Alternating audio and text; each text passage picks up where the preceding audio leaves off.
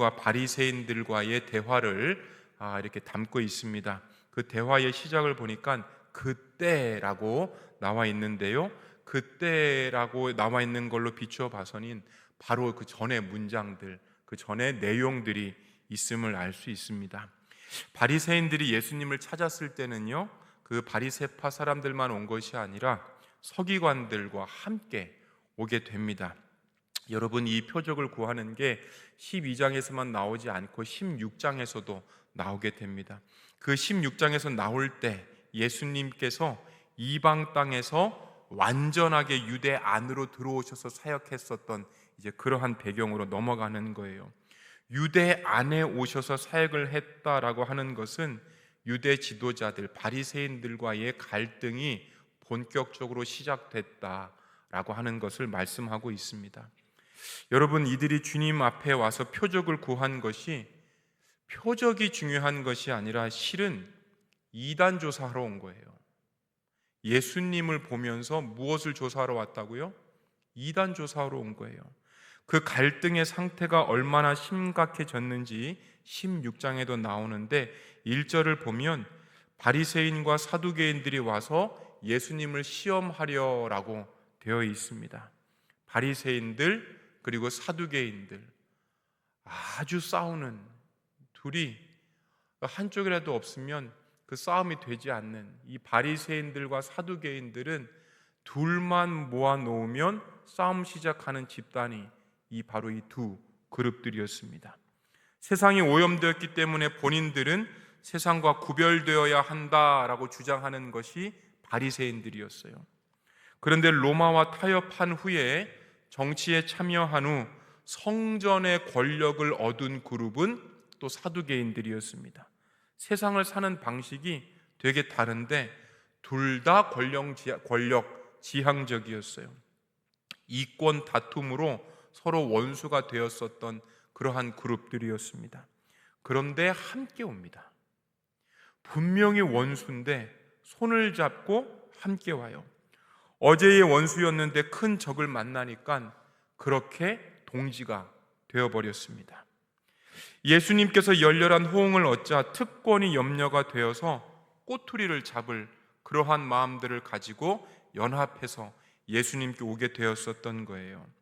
아마 이러한 관계로 바리새인들은 서기관들 그리고 사두개인들과 함께 동행했을 것입니다. 그렇게 예수님께 와서 표적을 구합니다. 표적을 구하는데 어떻게 구하죠?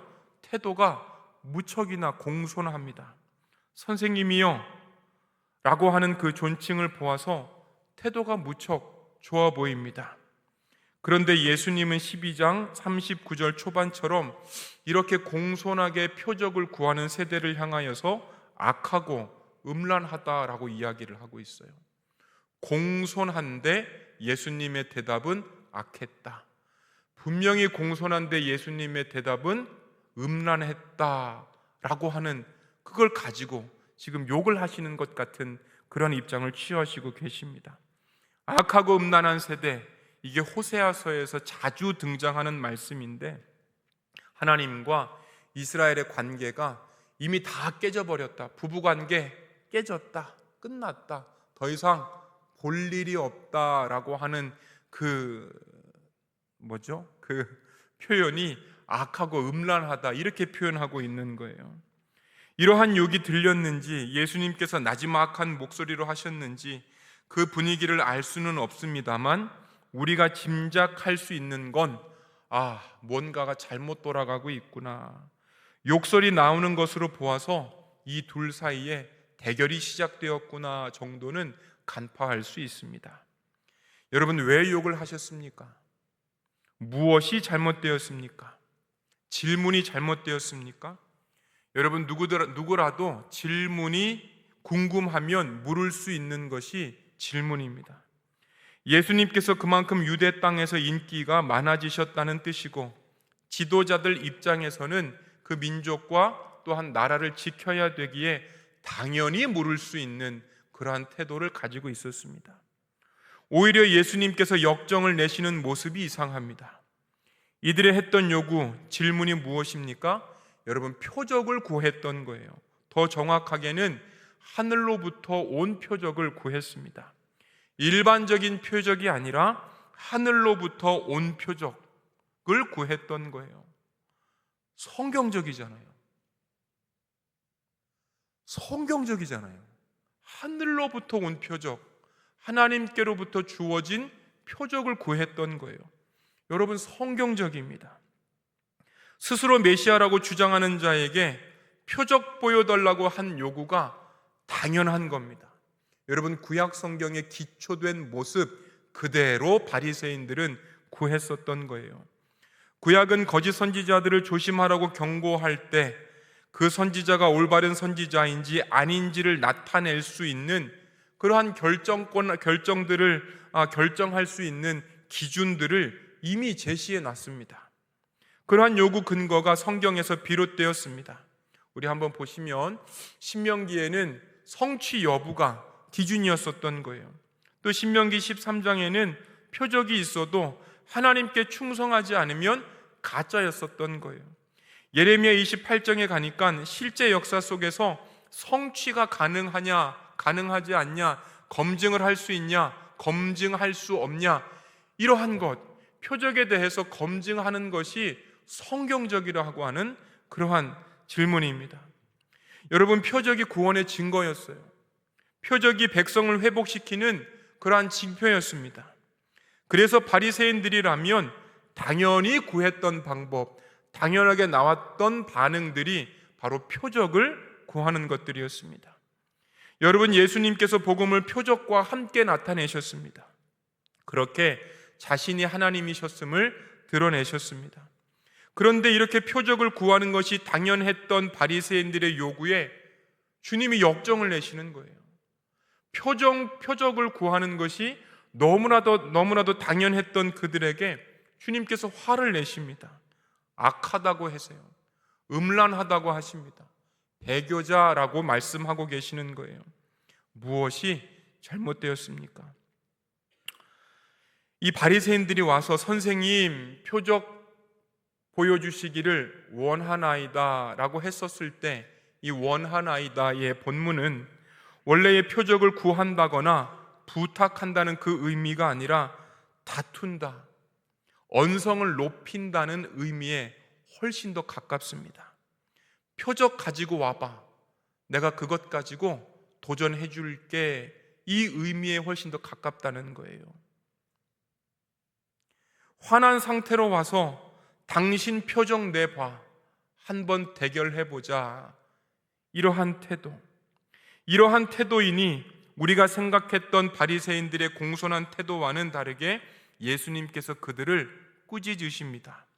표적이 잘못된 것이 아니라 태도가 잘못된 거였어요.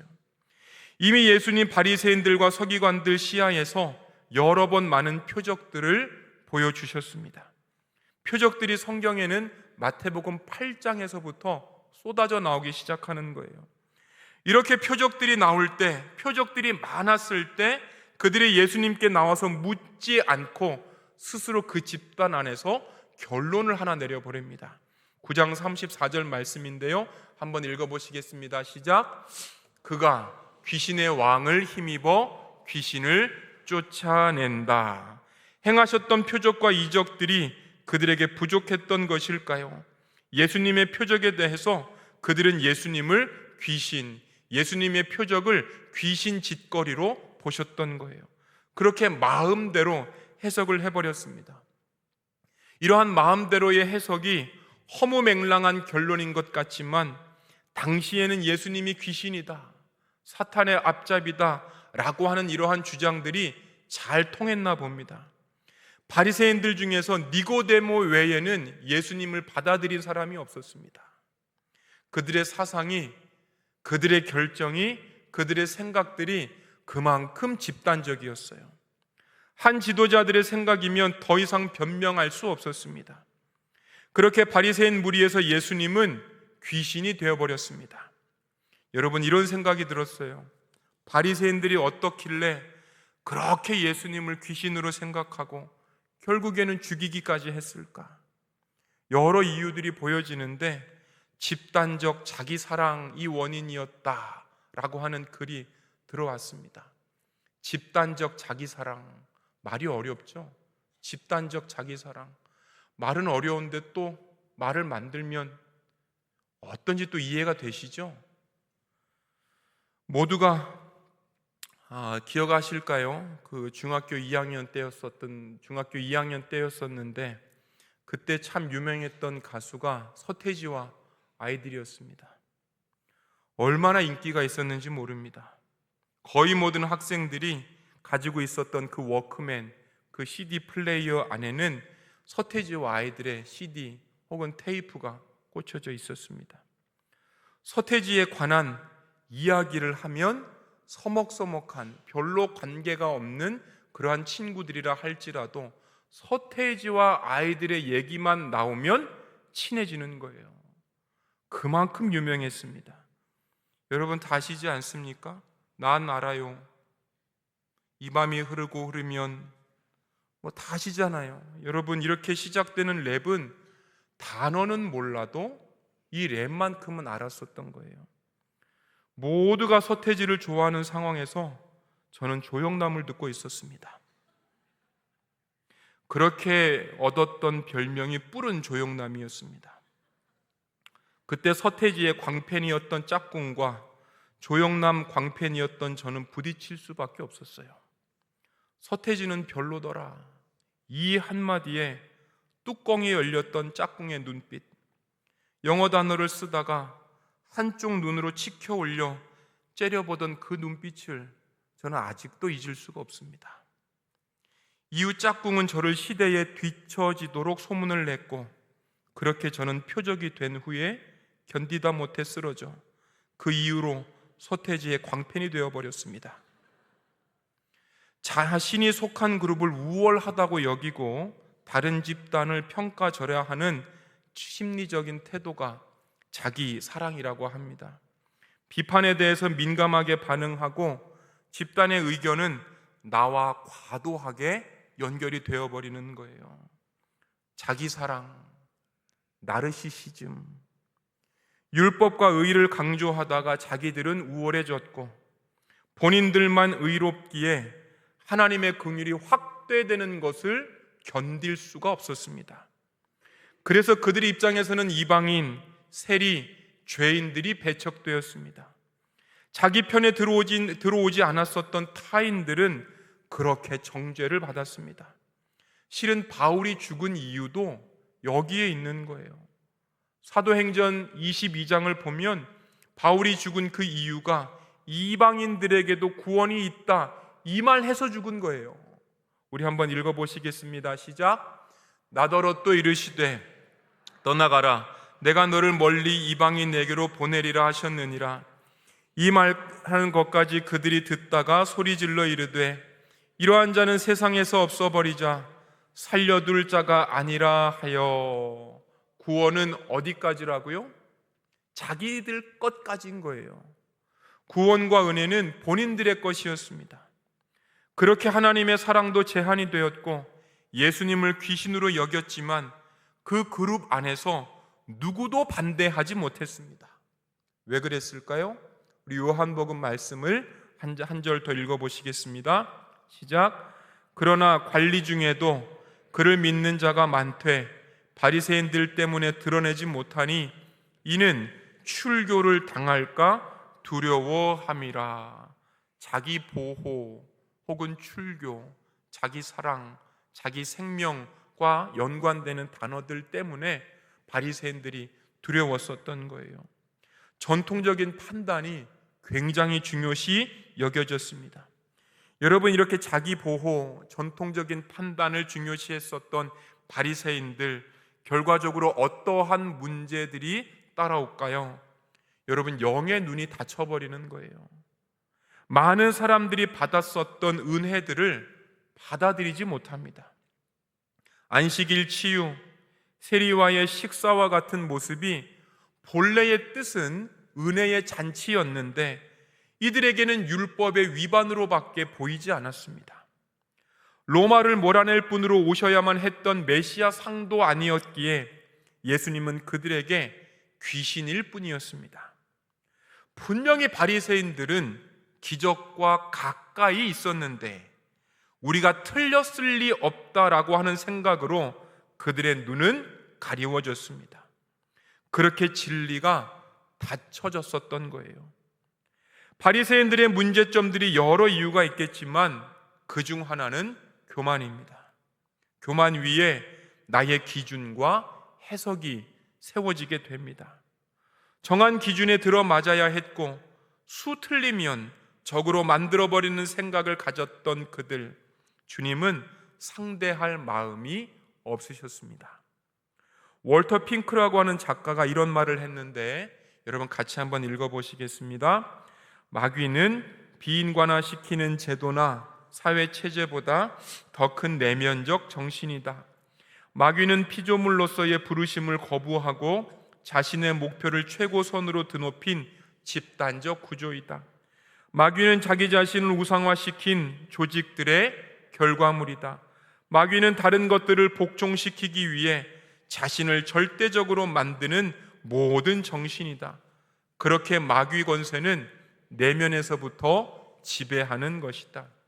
저는 굉장히 적절한 평가, 굉장히 적절한 서술이라고 생각을 합니다. 표적이 아무리 쉽고 다양하게 보여주실 수 있으시더라도 그들의 변덕과 악한 마음에 주님은 상대하기 싫으시는 거예요. 이들에게 많은 표적이란 결국 많은 핑계들을 더욱더 만들어낼 뿐입니다.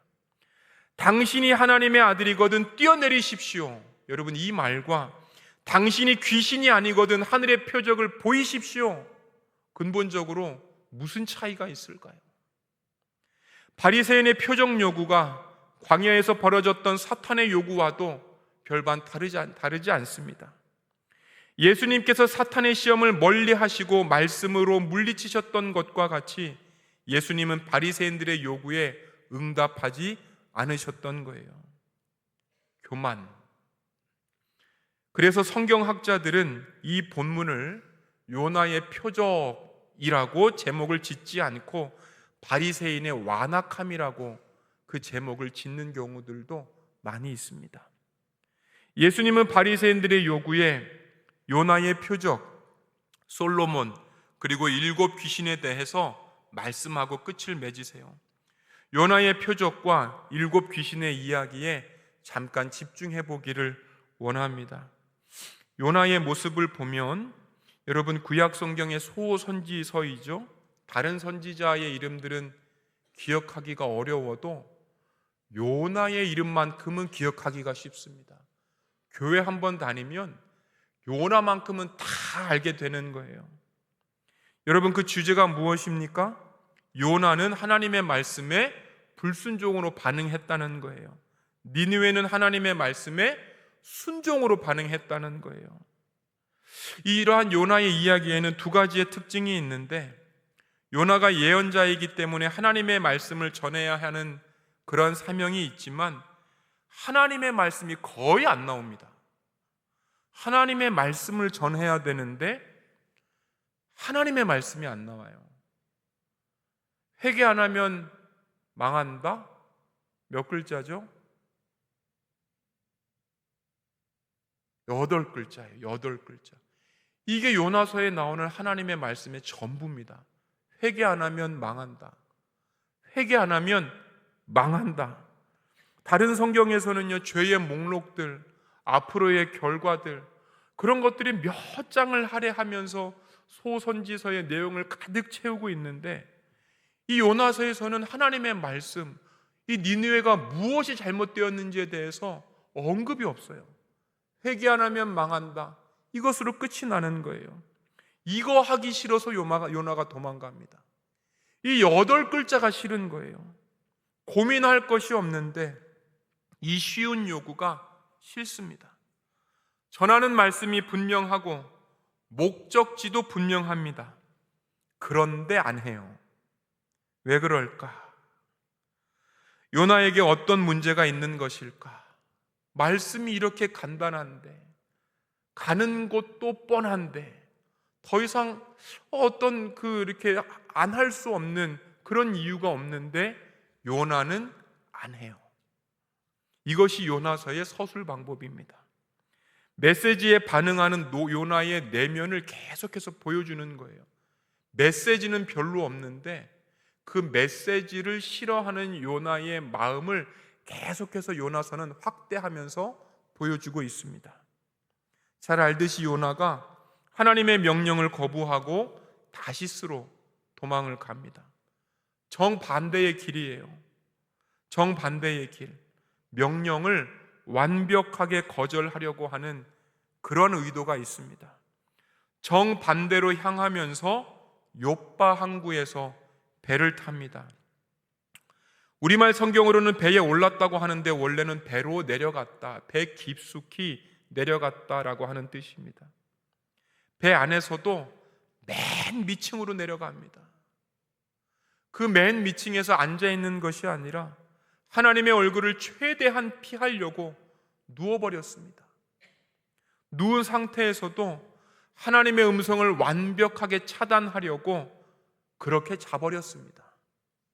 처음부터 요나를 향한 성경의 묘사는 철저하게 하나님의 말씀을 외면하는 모습들인 거예요. 이렇게 떠난 그를 폭풍으로 막으십니다. 선원들을 보내시고 깨우십니다. 그렇게 깨워서 폭풍 속에서 이방인 선원들은 기도하는데 믿는 요나는 기도할 대상이 없는 거예요. 이후 물고기 뱃속에서 토해내진 요나에게 하나님께서 다시 사명을 주십니다. 회개 안 하면 망한다. 이 8글자. 회개 안 하면 망한다. 3일을 걸을 만큼 큰 도시에서 하루 딱 전합니다. 왜요? 하기 싫은 거예요. 안 하면 또 물고기 뱃속에 들어가야 되니까 억지로 합니다. 그런데 그렇게 왕이 듣고 백성과 짐승들도 회개하여 니느웨가 구원을 받습니다. 그때에 가장 화가 난 사람 한 명이 있는데 바로 요나입니다. 우리 한번 말씀을 읽어보시겠습니다. 시작.